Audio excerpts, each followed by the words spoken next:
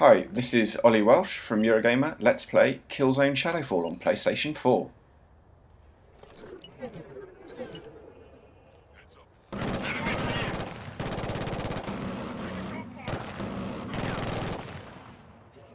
We're in the second level here. It's called the Shadow. It's the level that introduces us proper to a player character, Lucas Kellen, who's a Shadow Marshal for the ISA. The game's set in a vector city that is divided in two with a big wall with a Helgen sector and a Vecton sector, and we're on a mission into the covert mission into the Helgen sector. You see that column of smoke in the distance? That's where some of our comrades have crashed their dropship, and we're going in to try and get them out. Obviously the Helgen forces aren't going to be too happy about us snooping around on their turf. Although there's supposedly a truce between the two sides in this game, it's a pretty uneasy one. So it's actually our tech editor Rich Ledbetter at the controls here. He recorded this video. I reviewed the game for Eurogamer. You can check my review out on the site. It's live now. Rich has a slightly different playstyle to me, and he's also rushing a bit. So you will notice that he tends to go hell for leather into most confrontations, but you don't necessarily have to do that with this game. You can also sneak up on people, which actually Rich is about to do in a second here. He's going to use the zip line, which Lucas Cullen can run from his little owl drone, and just land next to this guy and take him out. Plenty of neck stabbing in this game, as is de rigueur in a modern action game. It's got a torture scene as well, of course, although mercifully is quite brief and not too explicit. So we are going to make our way towards the crash site, and I'll tell you a little bit more about the owl drone that we have with us. Now, Rich doesn't use it too much. I used it quite heavily in my playthrough. I would play a lot more slowly. I would, in this instance, probably send my owl drone in to either stun or suppress those two guys with its attack mode. You can also get it to erect a shield for you, which is handy when you get in trouble.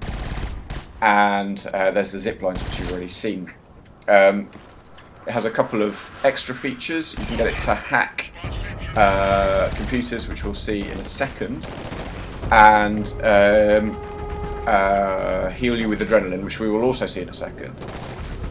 So this alarm has been set off by these Helgen troops, and as long as it's running, Helgens will keep coming. They'll fly in by dropship, and you'll constantly have to deal with them, so it's important to get the owl to hack those turrets when you can. Oh, and we're down, but it's okay. We've got some adrenaline, which you can use to revive you. You can use it before you actually get taken down as well. But if you die, then the owl can bring you back up, and then you get a handy little moment when you go into first-person targeting. Everything slows down if you're still under the effect of the adrenaline, and that can help you get out of trouble. Because often when you come back up, you're surrounded by guys, and it can be a little bit sticky. So this is probably my favourite level in the game, or one of my favourites anyway, because it's a really open design. It's just basically one huge space. It has objectives dotted around the outside of it, so you're crisscrossing it quite a lot. And it's a really interesting space, and it's got the wooded area in the middle with these high platforms which you can use to snipe people, and plenty of sneaking opportunities as well. So there's a few levels in the game like this, but I was a little disappointed because I felt like this was a really interesting and fun new direction for Killzone, especially after Killzone 3, which felt kind of straightforward and Call of Duty-like. But the game doesn't quite follow through on it, and later levels turn into a bit more of what you'd expect of a first-person shooter, running down lots of metal corridors, gunning guys. So I felt like the potential of these levels wasn't quite realised. Okay, here's our fire team that we've come in to rescue. Incidentally, you can actually take a completely different route to meet these guys. If you sneak around to the left of where the crash site was, you'll find a little route where you can climb a ladder down into the sewers and come and meet these guys without having engaged any of those guys at all. So that's a great example of the kind of alternative stealthy play that you get in this level, and you get at a few moments throughout the game, but not quite as much as I would have liked to see.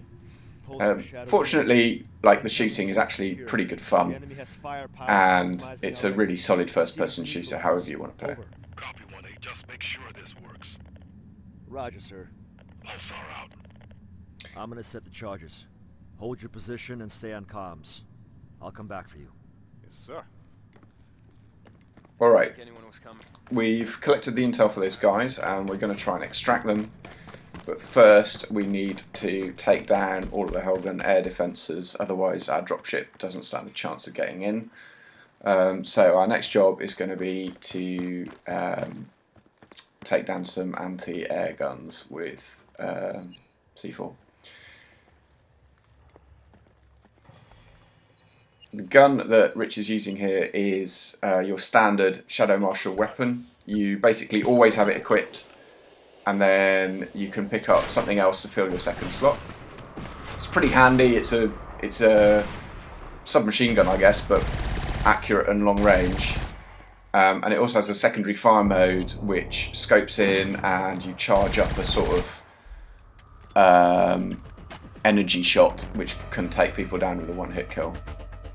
Which is dealt quite nicely with the stealthy sniper guy over there. So we just need to get across, which is a case of using the zipline. I love the zipline. It's probably my favourite thing about this game. It reminded me a bit of the blink skill in Dishonored in the way that it gives you some of the sort of sense of being able to get quickly across an environment that you don't often get in first-person shooters. It's just a really fun tool to use.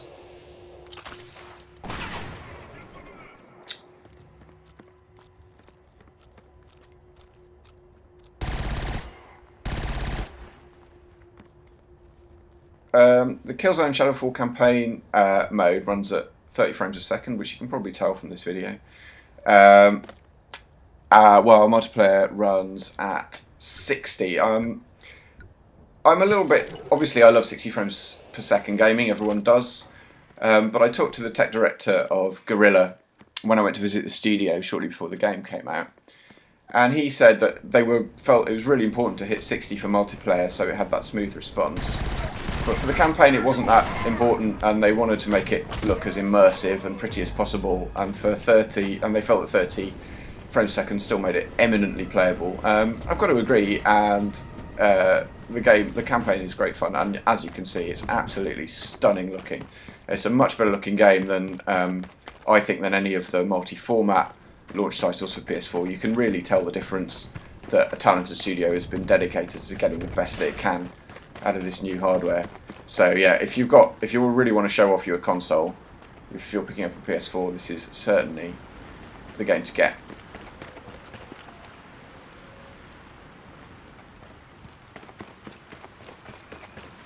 So you can see that we're now working our way around the edge of the zone.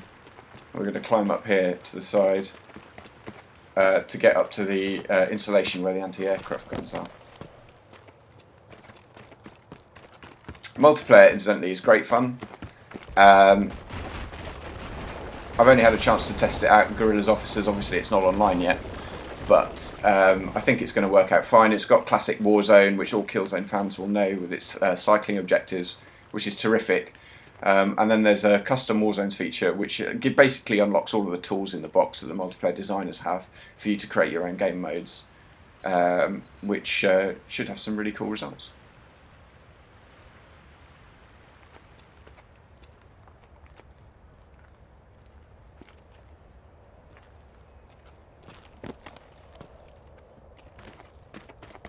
Yeah, I got a bit stuck at that part too. Some of the levels don't have the most obvious geometry to them, so you might find yourself in a few moments wondering exactly where to go, even though you've constantly got these objective markers. Now, this is quite a tough little knot of enemies on these platforms.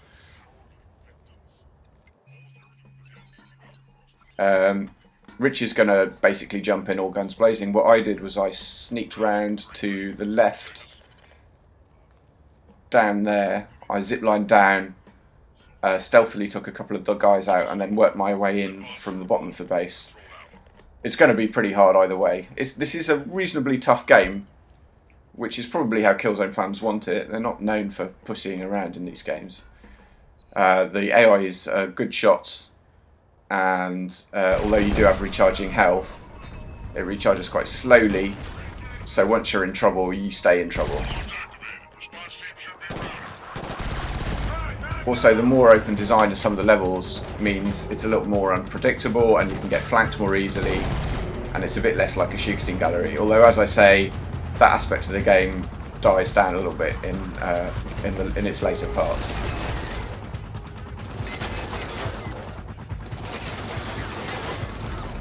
Something else that happens later on is that the setting moves away from Vector City, and the storyline moves on from this sort of Cold War feel of spying and intrigue to a more kind of straightforward, melodramatic sci-fi space opera plot, which I, wasn't so keen on. I really like the original feel of the game, although I've got to say, when it gets to the end of the game, and by the way, do keep watching the credits because there's a false ending,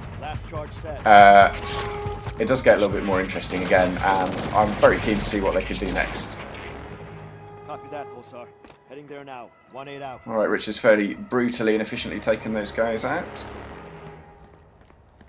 And we just get a great view here over the level. Some lovely long draw distances in this game. But it's not all about huge locations, and that's something I quite like about what they've done with it, is that they use smaller locations as well, and those are just every bit as well realised as these massive draw distances, and the detail of some of the locations and of the art assets they put in there is just incredible.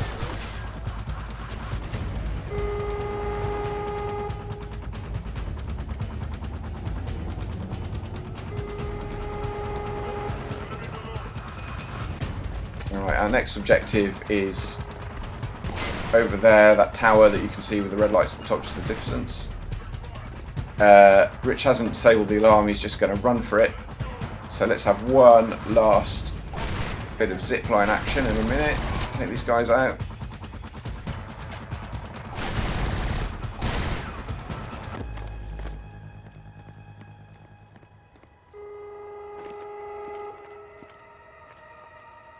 And then we'll let you go. Oh, love it. Alright, I've been Oli Welsh. Thanks very much for watching. Check out my review and all of our other PS4 coverage on Eurogamer.net, and give us a subscribe if you enjoyed. Thanks very much. Bye bye.